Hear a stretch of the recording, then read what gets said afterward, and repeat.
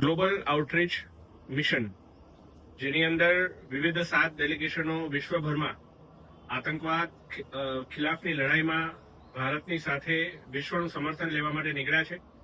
અમારું ડેલિગેશન આપણા લીડર શ્રી સંજયકુમાર ઝાજીના નેતૃત્વ હેઠળ સાઉથ ઇસ્ટ એશિયા અને જાપાનના પ્રવાસ પર નીકળ્યું છે. ત્યારે જાપાનનો 3 દિવસીય પ્રવાસ આજે અંત તરફ જઈ રહ્યો છે.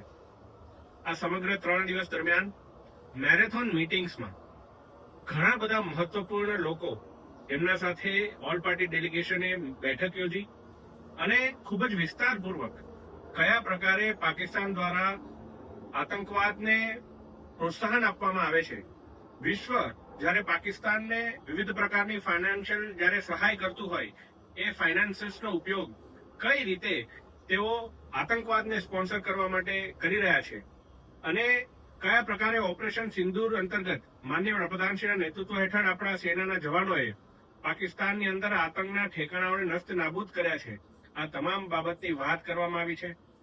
એક વાત પુરાવા સાથે ઓલ પાર્ટી ડેલિગેશનના તમામ સભ્યોએ વિવિધ વ્યક્તિઓને અને વિવિધ બેઠકોના લેવલ પર રજૂ કરી છે.